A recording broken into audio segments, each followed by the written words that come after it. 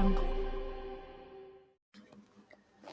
अध्यक्षा CEO railway board नई दिल्ली द्वारा मंडल रेल प्रबंधक आगरा नेशनल पेंशन स्कीम को रद्द कर पुरानी पेंशन स्कीम लागू करने हेतु उक्त विषय में अवगत कराया जाता है कि एनआईसीए द्वारा लिए गए निर्णय के तहत सितंबर, अक्टूबर व नवंबर 2023 के 21 तारीख को प्रत्येक मंडल में नेशनल पेंशन स्कीम को रद्द करने को लेकर विरोध प्रदर्शन किया जाएगा। दिनांक 21 सितंबर को एनसीआरईएस की स्थायी या तंत्र की मीटिंग होने के कारण एनसीआरईएस के महामंत्री श्री आरपी सिंह जी के निर्देशानुसार आज दिनांक 25 सितंबर को लंच आवर्स में मंडल रेल प्रबंधक कार्यालय आगरा पर नेशनल पेंशन स्कीम को रद्द करने को लेकर विरोध प्रदर्शन किया गया। माननीय महोदया जी से निवेदन है कि रेल कर्मचारियों की इस मांग से माननीय रेल मंत्री जी को अवगत कराकर नेशनल पेंशन स्कीम को रद्द कर पुरानी पेंशन स्कीम लागू कराने के लिए यत्न करें। प्रतिलिपि श्रीमान महामंत्री जी एनसीआरईएस प्रयागराज, श्रीमान मंडल रेल प्रबंधक आगरा, श्रीमान अपर मंडल रेल प्रबंधक आगरा, वरी मंडल कार्मिक अधिकारी आगरा।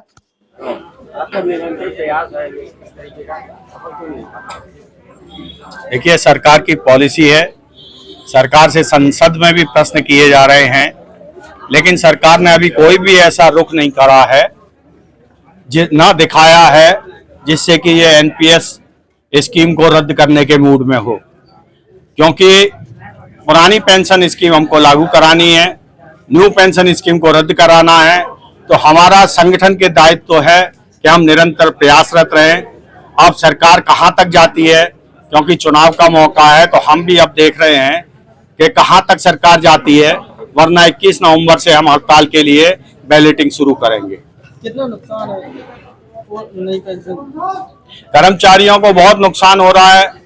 जो कर्मचारी रिटायर हो रहे हैं अभी तक, किसी को 2500 पेंशन मिल रही है, किसी को 12000 मिल रही है, किसी को 1500 मिल रही है। यानी कोई भी ऐसा कर्मचारी नहीं आया है अभी तक जो रिटायर हुआ है जिसको 12000 से ज्यादा कर्मचारी को पेंशन मिल रही हो। अभी कहाँ से लोग आए हुए प्रदर्शन करने? हमारी मथुरा की तीनों ब्रांचें, कोसी की ब्रांच और बाद की ब्रांच मथुरा में प्रदर्शन कर रही है। यहाँ पे बांदीकुई से लेके एतमादपुर तक, धौलपुर से लेके बाद तक और आगरा फोर्ट, ईदगाह, अछनेरा सभी शाखाएं यहाँ पर उपस्थित हुई हैं।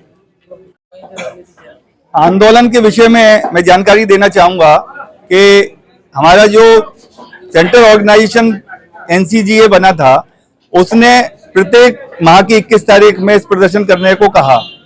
पिछले 10 अगस्त को रामलीला मैदान में मैं उपस्थित था।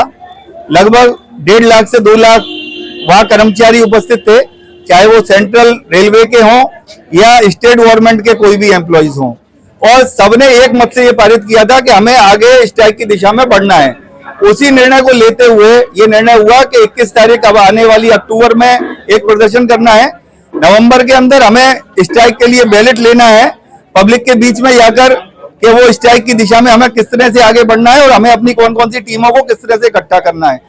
गवर्नमेंट नहीं झुकने के लिए तैयार है और कर्मचारी भी जी जान से सरकार को झुकाने के लिए दिशा में आगे बढ़ रहे हैं। तो हमारा ये मानना है कि एक बार अगर रेलवे के अंदर स्ट्राइक, रेलवे शामिल होती है स्ट्राइक में, उसके अंदर देश की विभिन्न एसोसिएशन भी शामिल है, तो पूरे देश को एक बार नवंबर के बाद में जब भी स्ट्राइक की डेट आएगी, पूरे देश को ठप करने का काम किया जाएगा। या तो गवर्नमेंट झुकते हुए नेशनल पेंशन सिस्टम को खत्म करते हुए ओल्ड पेंशन जो सिस्टम है उसको लागू करके हमारे 2003 के बाद जो भर्ती हमारे कर्मचारी वर्ग है उनको पेंशन देने का काम करेगी। अन्यथा हमें स्ट्राइक की दिशा में आगे बढ़ने का काम होगा और पब्लिक हमारे साथ में है, हम उसी दिशा में आगे बढ़ने का काम कर रहे हैं। Thank you.